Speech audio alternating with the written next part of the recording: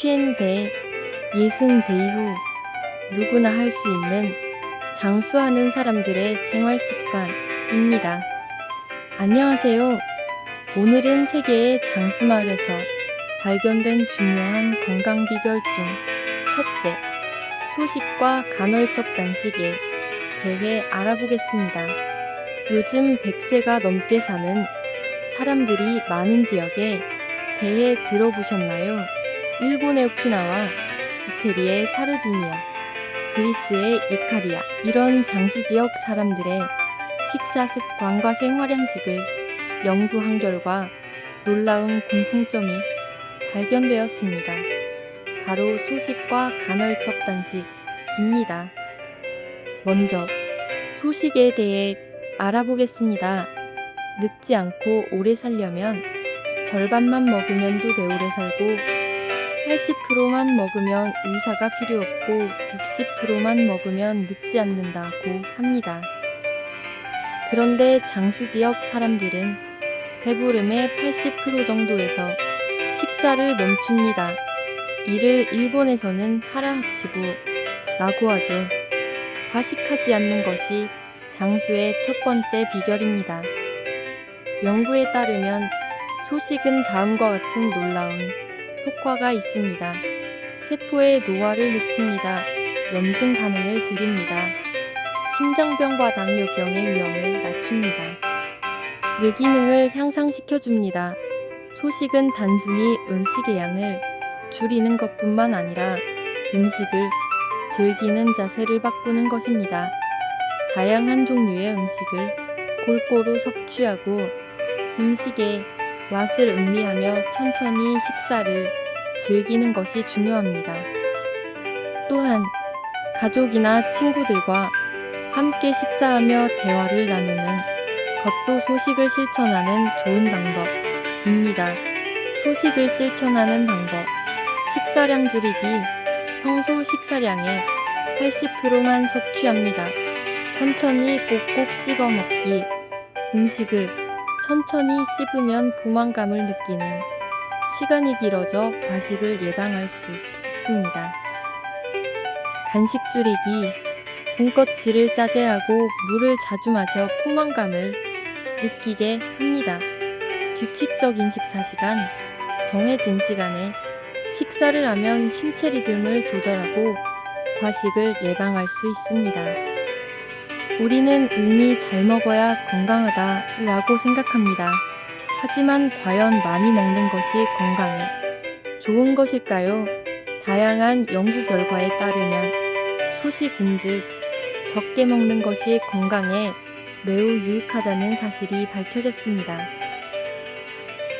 소식은 단순히 체중 감량을 위한 방법이 아니라 노화를 늦추고 질병을 예방하는 데 효과적인 방법입니다. 다음으로 간헐적 단식입니다. 장수 지역의 사람들은 자연스럽게 하루 중 12시간 이상을 먹지 않는 시간으로 가집니다. 보통 저녁 7시 이후부터 다음날 아침 7시까지는 음식을 섭취하지 않습니다. 현대 과학은 이러한 간헐적 단식이 우리 몸에 미치는 긍정적인 영향을 밝혀냈습니다. 자각부식 작용을 활성화하여 노화된 세포를 제거합니다. 인슐린 감수성을 개선합니다. 체지방을 줄이고 근육량을 보존합니다. 뇌 건강을 증진시킵니다. 간헐적 단식하는 방법에 대해 알아보겠습니다. 첫째, 16대8 방법입니다. 하루 중 16시간은 금식을 하고 8시간은 식사를 하는 방법입니다. 예를 들어 아침 8시에 식사를 한 후 오후 4시까지만 식사를 하고 그 이후에는 금식을 하는 것입니다. 둘째, 5대2 방법입니다. 5대2 방법은 일주일에 5일은 정상적으로 식사를 하고 2일은 하루 칼로리 섭취량을 500대 600 kcal로 제한하는 방법입니다. 셋째, 먹고 끊고 먹고 방식입니다. 하루에 한 번만 식사를 합니다. 미국의 캘리포니아 대학교 샌프란시스코 연구팀은 실험을 통해 간헐적 단식이 수명을 연장시키는 효과가 있다는 것을 밝혀냈습니다. 유해 장수 비밀, 간헐적 단식에 대해 알아보았습니다. 간헐적 단식은 단순히 체중 감량을 위한 방법이 아니라 건강하고 활기찬 삶을 위한 새로운 라이프 스타일입니다.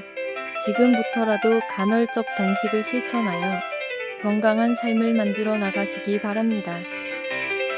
주의할 점은 간헐적 단식이 건강한 장수를 위한 좋은 방법이지만 개인의 건강 상태와 체질에 따라 적절한 방법을 선택하고 식사와 운동을 함께 병행하는 것이 중요합니다. 구독, 좋아요, 알람 설정은 사랑입니다. 장수하는 사람들의 두 번째 습관에 대해 알아보겠습니다. 장수하는 두 번째 습관은 크게 웃어라 입니다. 요즘 우리들은 하루에 얼마나 웃으시나요? 연구에 따르면 어린이들은 하루 평균 300번 이상 웃는 반면 성인들은 고작 15번 정도만 웃는다고 합니다. 요즘 100세 시대를 맞이하여 건강관리에 대한 관심이 더욱 높아지고 있습니다. 우리들의 삶에 활력 더하고 건강까지 챙길 수 있는 비법, 바로 크게 웃는 습관입니다. 우리나라 속담에 웃는 얼굴에 침 못 뱉는다는 말이 있습니다. 웃음은 단순히 기분을 좋게 만드는 것뿐만이 아니라 우리 몸에 놀라운 변화를 가져다 줍니다. 우리 신체에 가져다 주는 놀라운 효과에 하나씩 알아보겠습니다. 첫째, 웃음은 최고의 자연 진통제입니다. 크게 웃을 때 우리 몸에서는 엔돌핀이 분비됩니다. 이는 모르핀의 10배에 달하는 진통 효과가 있다고 합니다. 둘째, 웃음은 면역력을 높여줍니다. 단 한 분의 웃음으로도 우리 몸의 자연 살해세포가 활성화하여 면역력이 높아집니다. 감기도 덜 걸리고 질병에 대한 저항력도 높아집니다. 셋째, 웃음은 최고의 유산소 운동입니다. 한 분간 크게 웃는 것은 10분간 조깅을 하는 것과 같은 운동 효과가 있다고 합니다. 특히 복근 운동에 탁월합니다. 넷째, 웃음은 스트레스를 해소합니다. 웃을 때는 스트레스 호르몬인 코티솔의 분비가 줄어들고 기분 좋은 호르몬인 세로토닌이 증가합니다. 즉, 스트레스는 만병의 근원이라고 불릴 만큼 건강에 악영향을 미치고 있습니다. 웃음이 행복 호르몬 분비를 촉진하고 기분 좋게 만들어 준다는 의미입니다.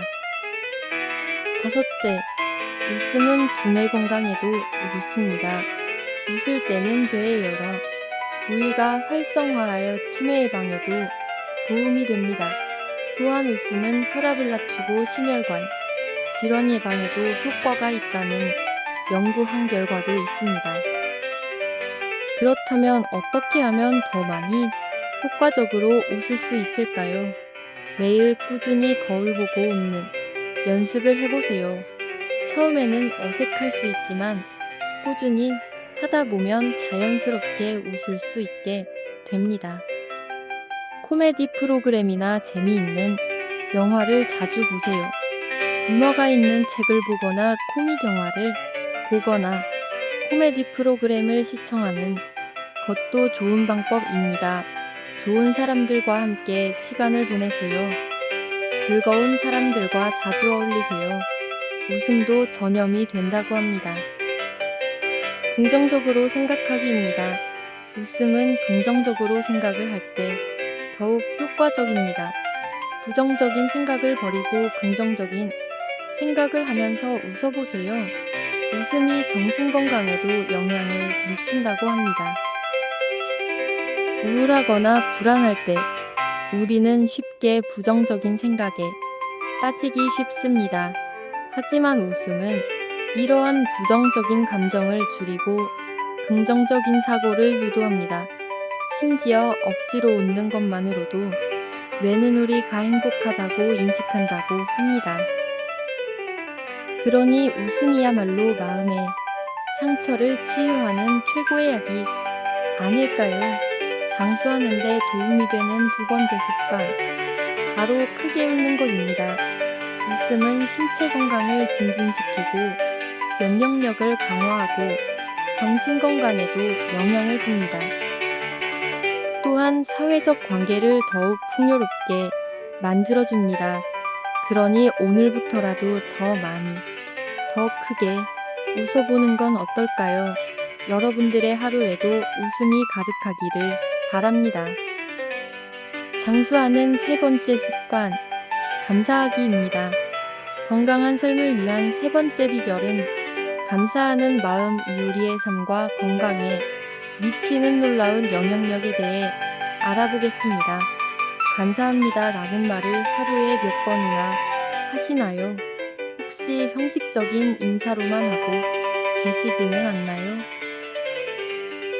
하버드 의과대학의 연구에 따르면 매일 감사일기를 쓴 사람들은 그렇지 않은 사람들에 비해 평균 수명이 7년이나 더 길었다고 합니다. 이처럼 감사하는 마음은 우리의 건강과 깊은 관련이 있습니다. 감사하는 마음을 갖는 것은 단순히 좋은 일만을 생각하는 것이 아닙니다. 우리 삶 속에 있는 모든 것들, 크고 작은 것들에 대해 감사하는 마음을 갖는 것입니다.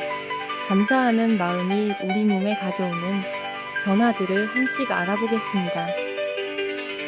첫째, 감사하는 마음은 심장 건강에 직접적인 영향을 미칩니다.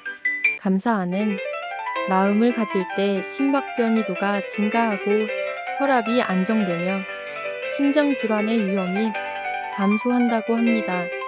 이는 감사하는 마음을 가진 사람들은 혈압이 낮고 면역력이 강화된다는 연구 결과가 있습니다. 이는 감사가 스트레스 호르몬 코르티솔 수치를 줄여주기 때문입니다. 스트레스가 줄어들면 신체의 염증 반응이 감소하고 심혈관질환이 위험도 낮아집니다. 따라서 감사하는 마음을 가지는 것만으로도 건강한 몸을 유지하는 데 큰 도움이 됩니다. 둘째, 감사하는 마음은 수면의 질을 높여줍니다. 잠들기 전에 감사한 일들을 덜 올리면 더 깊은 수면을 취할 수 있고 숙면 시간도 늘어납니다. 셋째, 감사는 우리 뇌의 행복 호르몬인 세로토닌과 도파민의 분비를 촉진합니다. 이는 우울증 예방에도 큰 도움이 됩니다. 넷째, 감사하는 마음은 면역력을 높여줍니다. 긍정적인 감정이 우리 몸의 면역세포들을 활성화시키기 때문입니다. 그렇다면 어떻게 하면 감사하는 마음을 키울 수 있을까요? 감사일기를 써보세요. 매일 잠자리에 들기 전 오늘 하루 감사할 일 3가지를 적어보는 습관을 들여보세요. 긍정적인 표현을 사용하세요. 부정적인 표현 대신 긍정적인 표현을 사용하는 습관을 가지세요. 작은 것에 감사하세요. 매일 아침 햇살을 볼 수 있음에 감사하고 맛있는 음식을 먹을 수 있음에 감사하는 등 작은 것들에 감사하는 마음을 가져보세요. 명상을 해보세요. 명상은 마음을 차분하게 하고 감사하는 마음을 키우는 데 도움을 줍니다. 아침에 일어나자마자 오늘 하루를 선물로 받았다라는 마음으로 시작해보세요. 주변 사람들에게 구체적으로 감사를 표현해보세요. 덕분에 힘이 났어요. 내가 있어서 행복해와 같은 말들을 직접 해보세요. 감사 산책을 해보세요. 걸으면서 보이는 모든 것들에 감사 해보세요. 시원한 바람, 따스한 햇살, 예쁜 꽃 한 송이까지도 감사해보세요. 힘든 일이 있을 때도 그 속에서 배울 점을 찾아보세요. 이것은 역병의 감사라고 합니다. 특히 주목할 점은 감사는 습관이라는 것입니다. 처음에는 의식적으로 노력해야 하지만 꾸준히 실천하다 보면 자연스럽게 감사한 마음이 우러나오게 됩니다. 단 하루라도 감사한 마음으로 살았던 날은 결코 헛되지 않습니다. 오늘부터 작은 것에 감사하는 습관으로 더 건강하고 행복한 삶을 시작해 보시는 건 어떨까요?